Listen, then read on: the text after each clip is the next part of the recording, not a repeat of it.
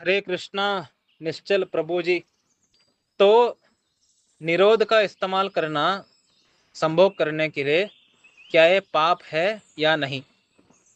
तो एक बार श्रीला प्रभात जी जब लेक्चर दे रहे थे तो एक अमेरिकन व्यक्ति आया और बोला कि हे प्रभुपाद, वो तो स्वामी जी बोलते हैं उस समय, हे स्वामी जी, आप कहते हैं कि, है ना, आपको कुत्ते और सुअरों की तरह संभोग नहीं करना, है ना, संभोग को रेगुलेट करो।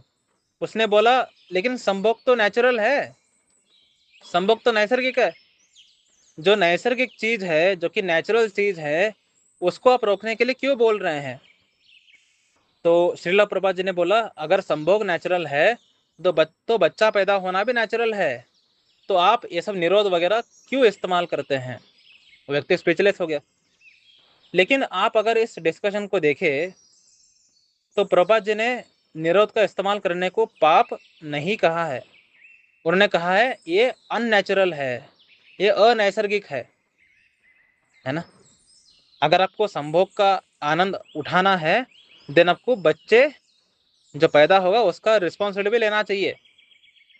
मुझे बच्चे का रिस्पॉन्सिबिलिटी नहीं लेना और मुझे संभोग का आनंद प्राप्त करना है, ये आसुरी है। ये क्या है? आसुरी लक्षण, है ना। यानी आप उस लड़की का इस्तेमाल कर रहे हैं अपने इंद्रिय तृप्ति के लिए, यानी आप राक्षस हो, है ना। एक राक्षसी तो दूसरों का इस्तेमाल करता है अपनी खुशी के लिए। अगर वो स्त्री आपके साथ संभोग कर रही है और आपको बोल रही है कि आपको निरोध का इस्तेमाल करना है क्योंकि उसको प्रेग्नेंट नहीं होना, देन वो असुरी है, वो राक्षस है ना। एक जो साधक है वो दूसरों के बारे में सोचता है ना कि खुद के बारे में, है ना। तो एक साधक जो है वो दूसरों के बारे में सोचेगा। जैसे संभोग क्यों करता है एक साधक? उसने तो अपने पिछले 10-14 साल से वो तो ब्रह्मचर्य पालन करते आ रहा था। एकदम से संभोग क्यों करने लगा वो? क्योंकि उसकी पत्नी की इच्छा है ना। पत्नी की इच्छा है इसलिए वो संभोग कर रहा है, उसकी कोई इच्छा नहीं है।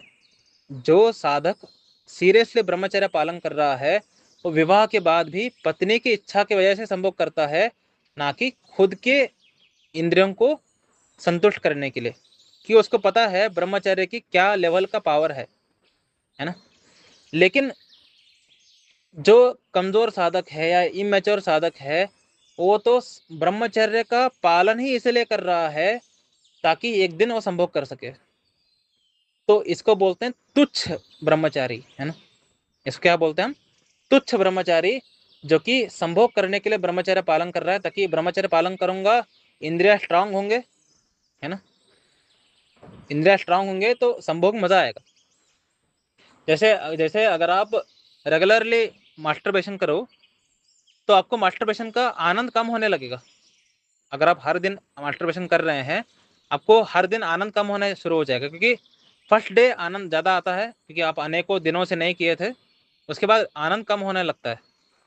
उसी तरीके से अगर कोई ब्रह्मचर्य पालन कर रहा है 1-2 साल के लिए ताकि संभोग में दिव्य आनंद प्राप्त हो, तो ये फालतूगिरी है एक्चुअली, है ना।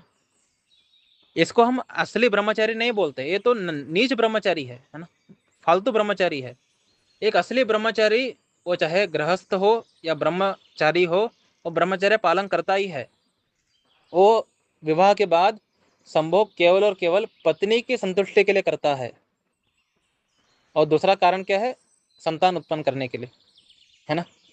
लेकिन जो लोग निरोध का इस्तेमाल करते हैं, कॉन्डम को हिंदी में निरोध बोलते हैं, ठीक है, जो लोग निरोध का इस्तेमाल करते हैं पत्नी के साथ सहवास करने के लिए, ये लोग आसुरी हैं। प्रभुपाद जी का स्टेटमेंट है ये लोग आसुरी हैं। ये पाप नहीं है लेकिन ये आसुरी कर्म है ना। ये पाप नहीं है लेकिन ये आसुरी कर्म है। जैसे जैसे क्योंकि पाप इसलिए, पाप क्यों नहीं है? अब कोई प्रश्न कर सकता है आसुरी है लेकिन पाप क्यों नहीं है?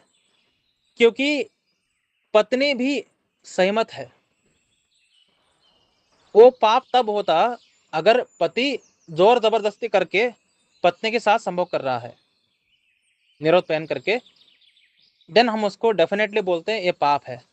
पत्नी के अलावा जिन लड़कियों के साथ उसने इस प्रकार से संभोग किया है, डेफिनेटली पाप है, डेफिनेटली पाप है। क्योंकि पतिव्रता पत्नी को छोड़ करके दूसरे स्त्री के यहाँ मुंह मारना महान पाप है। इसका नरक में जबरदस्त सजाएं हैं। नरक में ऐसे व्यक्ति को जलती हुई लोहे को आलिंगन करके इनको पीटा जाता है, जो इस प्रकार से पत्नीव्रता या पतिव्रता स्त्री या पुरुष होने पर भी बाहर मुंह मारते हैं। ठीक है, और प्रेग्नेंट ना हो इसलिए संभोग में निरोध का इस्तेमाल करते हैं। डेफिनेटली आसुरी है, ये तो पाप भी है।